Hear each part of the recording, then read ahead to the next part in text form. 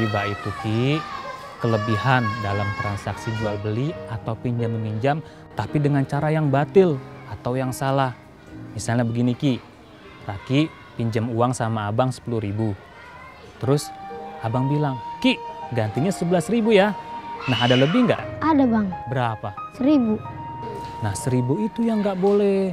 Itu dengan cara-cara yang salah. Itu dalam Al-Quran dikatakan haram. Firman Allah, wa halallahu al-bai'a wa harramar riba. Dan Allah halalkan jual beli dan Allah haramkan riba. Oh gitu bang. Bahkan dosanya itu dalam hadis dikatakan dirhamun riban ya'kuluhur rajulu wa huwa ya'lamu asyaddu min sittin wa thalathina zinatan. 1 dirham yang dimakan dari dasar riba oleh seseorang dan dia tahu itu riba, itu dosanya lebih besar daripada 36 kali berzina. Paham kamu ya? Iya, paham bang. Assalamualaikum warahmatullahi wabarakatuh. Alhamdulillah. Alhamdulillahi rabbil alamin. Wassalatu wassalamu ala sayyidil mursalin sayyidina wa maulana Muhammad wa ala alihi wa ashabihi wa man tabi'ahu ila yaumiddin. Amma ba'd. Para pemirsa TVRI, jumpa kembali dengan saya Aziz Al-Batawi Dan saya Raki. dalam acara Santri Kelana.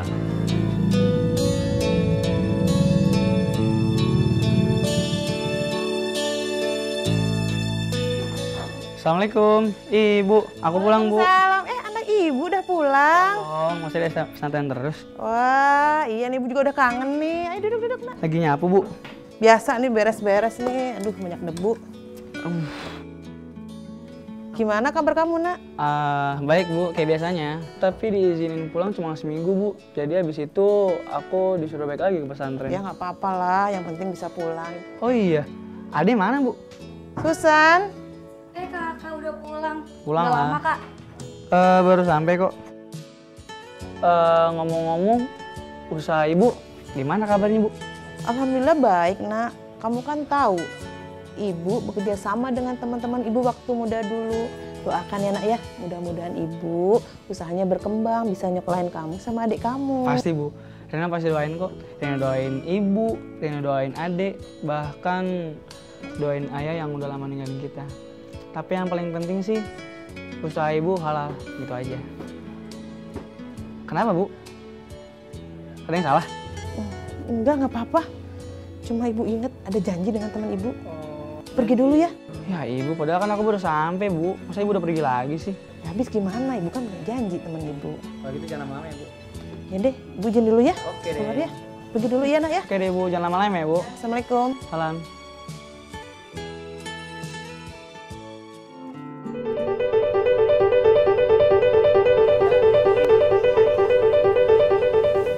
Assalamualaikum.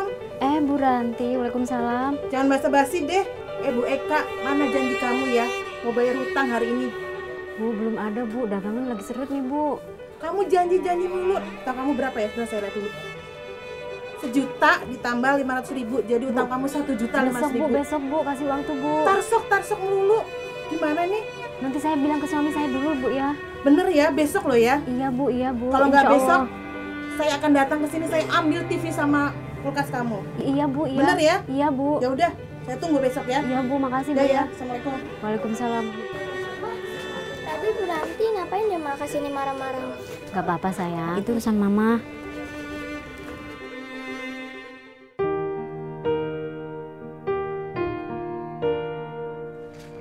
Kamu pernah ke daerah sini gak sebelumnya? Nasi, gorengan. Bu, gorengan Bu. Jangan apa deh? Nasi Bu.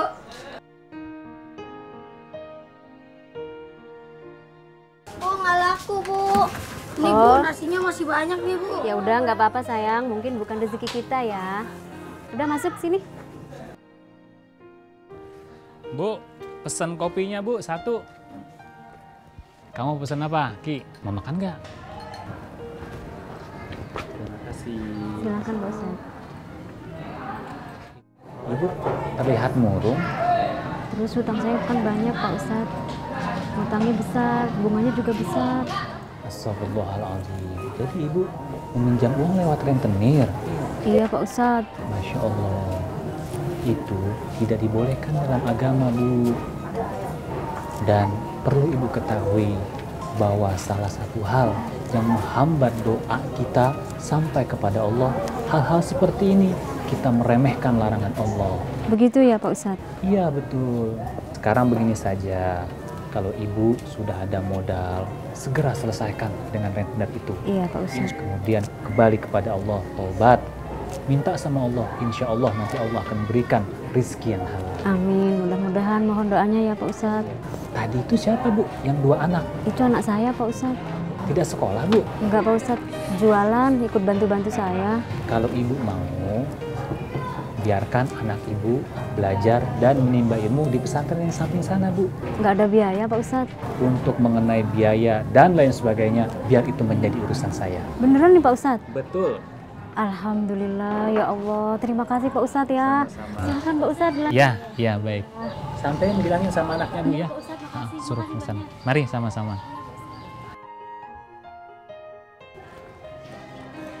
Nah, ayo cepet. Vina, Udin, tadi ada Pak Ustadz yang mau menanggung biaya kalian. Benar. Iya, kalian mau sekolah. Kita berangkat ke pesantren sekarang ya.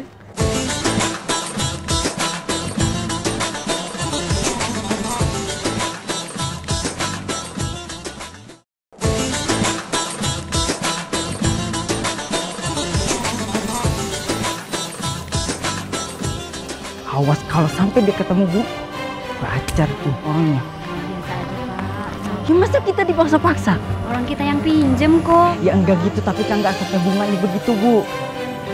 Assalamualaikum. Oh ini rumahnya. Ada apa Pak? Mana ibumu? Panggil sini. Kami mau bayar utang plus bunganya. Ibumu tidur rentenir. Tolong Pak, ibu saya bukan rentenir Pak. Ini rumah Bu Rianti, betul? Yang bajanya gede? Iya. Iya, ibumu itu rentenir. Panggil sana. Ibu saya itu bukan rentenir Pak. Panggil ibumu. Bapak sabar. Ya nggak bisa lah Bu, kita sudah diijik-ijik sama rentenir. Masa ibu diem aja? Oh, Bu Eka.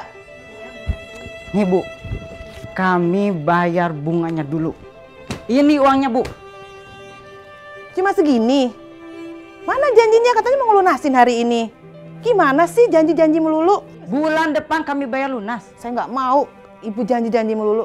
Hei Bu, balik. Terima kasih Bu Ranti. Assalamualaikum. Salam.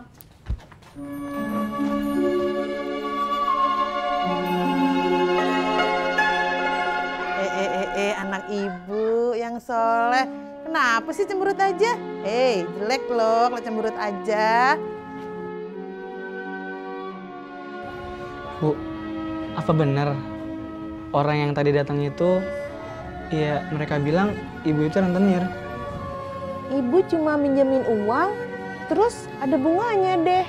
Itu riba Bu, itu riba. Masa sih? Loh, itu riba.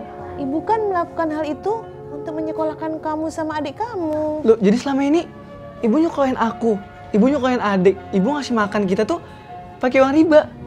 Bu dengar ya Bu, Rino sayang sama ibu. Rino nggak mau ibu ngelakuin hal kayak gini Bu. Riba itu ujung-ujungnya ke neraka Bu, aku nggak mau. Astagfirullahaladzim. Ya Allah. Jadi aku selama ini telah melakukan dosa. Ampuni aku ya Allah. Nak, terima kasih ya. Kamu udah mengingatkan ibu. Ibu bangga, ibu senang punya anak soleh seperti kamu.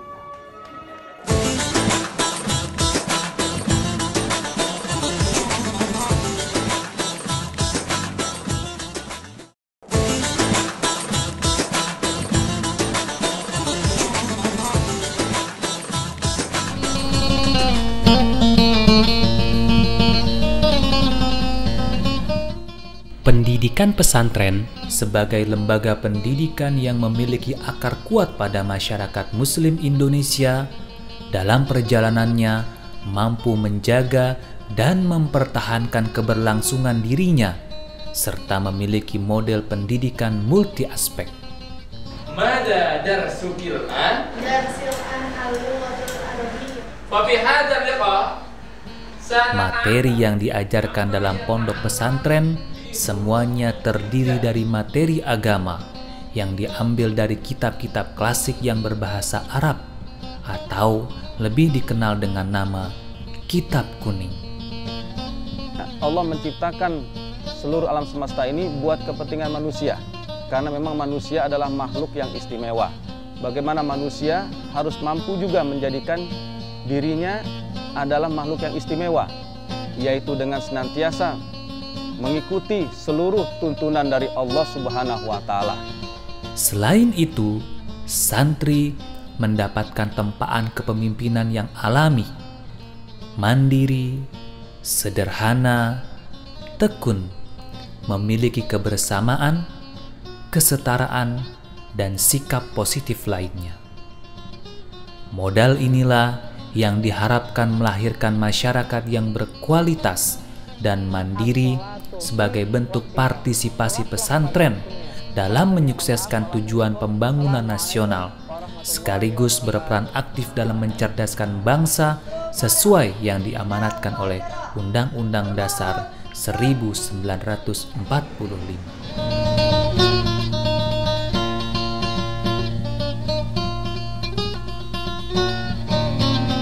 Assalamualaikum. Waalaikumsalam warahmatullahi wabarakatuh. Silakan, silakan.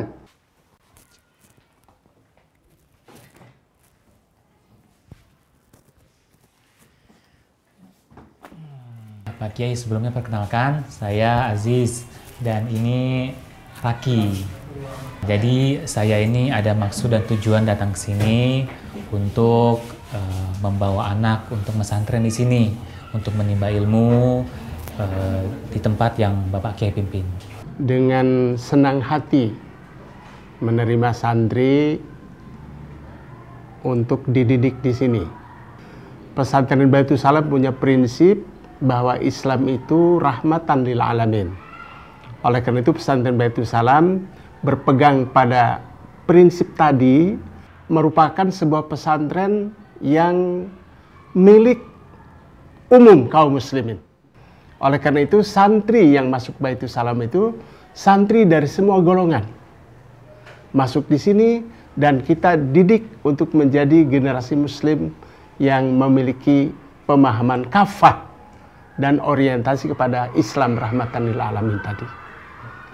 Untuk itu maka kepada Aziz untuk mendapatkan penjelasan lebih lanjut tentang tata tertib dan berbagai aturan pesantren, silahkan datang ke Biro Pengasuhan Pesantren Baitul Salam.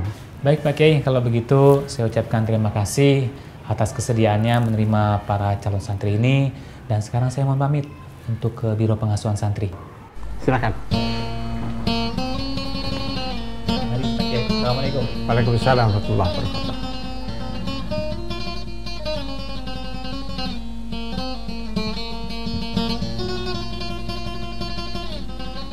Assalamualaikum. Waalaikumsalam. Masuk. Silakan duduk. Sehat? Alhamdulillah sehat. Begini Pak Ustadz, kebetulan kami ini datang ke sini bertujuan untuk membawa santri untuk belajar dan menimba ilmu untuk pesantren di sini. Tadi sudah ketemu sama Pak Kiainya. Alhamdulillah beliau menerima, dan kemudian beliau mengarahkan ke sini untuk mendapatkan informasi tentang tata tertib dari pesantren ini. Pada prinsipnya kami senang sekali. Kemudian sebagaimana apa yang diarahkan oleh Pak Kiai tadi, sehingga perlu kami sampaikan beberapa hal terkait dengan peraturan di sini dan kegiatan-kegiatan kesantrian dari pagi, ba'da subuh sampai tidur kembali malam. Ini juga perlu diketahui bahwa santri di sini wajib bangun 30 menit sebelum waktu subuh. Kemudian sholat subuh berjamaah. Setelah itu santri juga harus bisa memimpin wirid, zikir bersama. Kemudian setelah itu nanti ada tahfidz Quran. Mereka masuk ke sekolah biasa reguler dari jam 7.15 kemudian sampai jam 12. Istirahat, sholat duhur berjamaah lagi, Kemudian nanti masuk jam 13 pas sampai menjelang asar.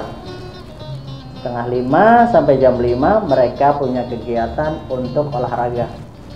Kemudian setelah sholat maghrib tahfidz Quran lagi terbimbing. 5 santri, 1 ustadz, 1 hafidz, ya, setoran hafalan sampai azan isya. Jadi full kegiatannya. Kembali ke masjid untuk kegiatan taklim muwajjah, atau yang kita pahami dalam istilah kita adalah belajar terbimbing. Jadi anak-anak di masjid belajar bebas, ya. Cuman ada beberapa guru yang di asrama, termasuk saya, itu ngebimbing mereka. Jadi mereka tidak paham pelajaran langsung nanya ke kita. Setelah jam 9 ada bel, maka anak-anak sudah wajib ke asrama. Kemudian sampai jam 10 mereka sudah wajib istirahat untuk persiapan. Itu tentang kegiatan. Kalau untuk mengenai larangan-larangan serta sanksinya bagaimana Pak Ustadz? Secara garis besar bahwa pesantren kita, pesantren Baitul Salam itu melarang satu merokok. Yang jelas nggak boleh. Jikalau ketahuan merokok, pertama kali kita akan kasih dia surat peringatan dan dibacakan di depan santri yang lain supaya bikin jerah buat santri-santri yang lain. Nah, kedua peringatan, orang tua dipanggil untuk dikasih peringatan supaya tidak mengulang. Nah, kalau sudah ketiga kali masih merokok juga, maka nanti sudah ada tekan kontrak dengan orang tua, kesepakatan dari pihak pesantren, dari Pak Kiai juga pasti tahu, kemudian orang tua, dan semuanya akan tahu konsekuensi berikutnya. Itu pun pakai musyawarah dengan dewan guru, dewan asatidz yang ada di sini. Seperti itulah. Untuk yang harian, anak-anak juga tidak boleh keluar tanpa izin. Jadi kalau keluar lingkungan pesantren tanpa izin, maka dia ke pesantren nanti akan disanksi. Kalau sudah 2 kali dibotak. Baik, terima kasih banyak atas informasinya, sudah cukup detail. Nanti akan saya sampaikan kepada para calon santrinya. Saya ucapkan terima kasih. Saya mohon pamit kalau begitu. Assalamualaikum. Assalamualaikum warahmatullahi wabarakatuh.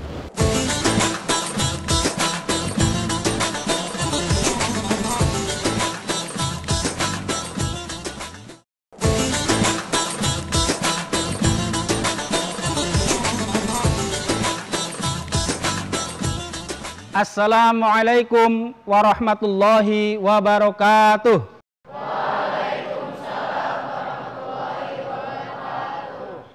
Alhamdulillah wassalatu wassalamu ala rasulillah wa ala alihi wa sahbihi wa mawalah amma ba'du. Anak-anakku sekalian, Allah subhanahu wa ta'ala menyatakan di dalam Al-Quran, A'udzubillahi minasyaitonirrajim, bismillahirrahmanirrahim. Ya ayyuhalladzina amanu la ta'kulur riba ad'afam mudha'afah wattaqullaha la'allakum turhamun. Yang artinya, hai orang-orang yang beriman, janganlah kamu sekalian makan harta riba yang berlipat-lipat ganda. Bertakwalah kamu sekalian kepada Allah agar kamu mendapatkan keberuntungan. Anak-anakku sekalian, ayat ini menjelaskan kepada kita bahwa kita sebagai orang yang beriman, kita diharamkan untuk memakan harta riba. Bahkan dalam hadis Rasulullah SAW menjelaskan, dari Jabir radhiyallahu anhu, dia berkata, la'ana Rasulullah sallallahu alaihi wasallam akilar riba wa muwakkilahu wa katibahu wa syahidahi wa qalahum sawaun. Dalam hadis ini Rasulullah sallallahu alaihi wasallam menjelaskan kepada kita bahwa ada 4 golongan, ada 4 kelompok orang yang dalam kehidupannya dia dilaknat oleh Rasulullah sallallahu alaihi wasallam. Apa makna dilaknat itu? Artinya dia tidak mendapatkan keberkahan di dalam hidupnya. Di dalam kehidupannya dia tidak mendapatkan rahmat dari Allah Subhanahu wa taala. Siapa 4 kelompok ini? Yang pertama adalah akilur riba, orang yang makan dari harta riba, orang yang meminjam, Jadi kalau ada di antara kaum mukmin atau siapapun yang minjam dari harta riba, maka dia akan dilaknat oleh Rasulullah Shallallahu Alaihi Wasallam. Yang kedua, wa muwakilahu, orang yang memberi pinjaman. Orang yang memberi pinjaman dari harta riba, ya, atau dalam bahasa masyarakat kita sering kita kenal dengan rentenir, ya, atau ijon, itu sama. Ya, ijon atau rentenir dalam bahasa masyarakat itu sering berkembang, itu termasuk dalam kategori riba. Maka orang yang profesinya meminjamkan uang kepada orang lain, misalnya ada orang minjam 1 juta, kemudian baliknya menjadi 1.200.000, maka itu termasuk riba. Nah, orang yang meminjamkan uang riba itu, maka dia dalam kehidupannya akan dilaknat oleh Rasulullah Shallallahu Alaihi Wasallam, yang pada akhirnya akan dilaknat oleh Allah Subhanahu wa Ta'ala. Itu yang kedua. Yang ketiga, anak-anakku sekalian, orang yang dilaknat oleh Rasulullah itu adalah wa katibaihi wa kitabahu, orang yang mencatatnya. Artinya apa?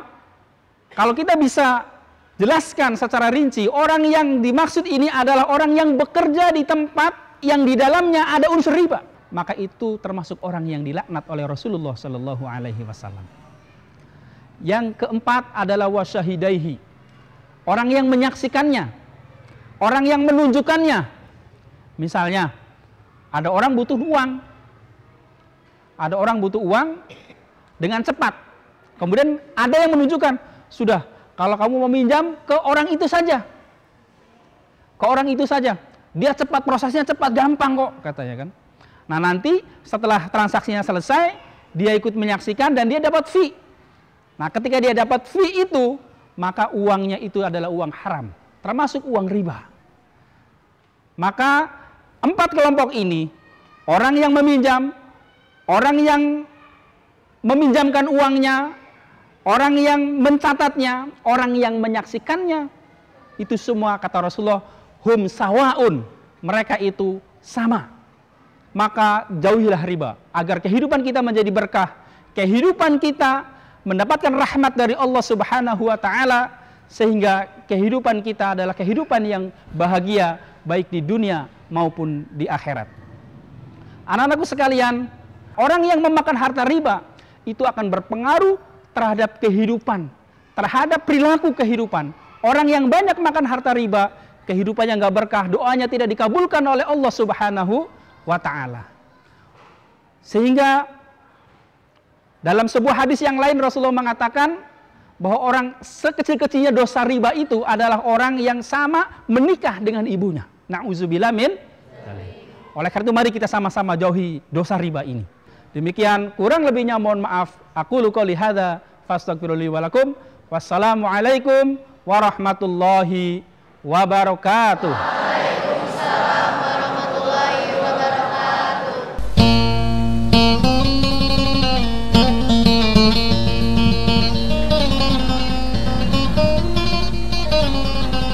Ketika Rasulullah Sallallahu Alaihi Wasallam Mi'raj, beliau diperlihatkan satu tamsil. Ada segelintir orang yang dimana mereka memiliki perut yang begitu besar, bahkan sampai seukuran rumah. Di sekitar perutnya ada ular yang melilitnya. Lalu Rasulullah bertanya kepada malaikat Jibril, "Ya Jibril, manhum?" Malaikat Jibril menjawab, "Hum min ummatik wa haula akilir riba." Mereka adalah sebagian umatmu, mereka adalah para pemakan riba. Sehingga dalam hadisnya beliau bersabda, la'ana Rasulullah sallallahu alaihi wasallam akilar riba wa mu'kilahu wa katibahu wa syadaihi wa hum sawa. Rasulullah sallallahu alaihi wasallam melaknat orang-orang yang memakan riba, orang-orang yang menjadi wakil daripada riba, kemudian para penulis riba, dan juga saksi atas keduanya daripada orang tersebut. Rasulullah menambahkan, hum sawa, mereka sama saja. Saya Aziz Al-Batawi, dan saya Raki. sampai berjumpa Assalamualaikum warahmatullahi wabarakatuh.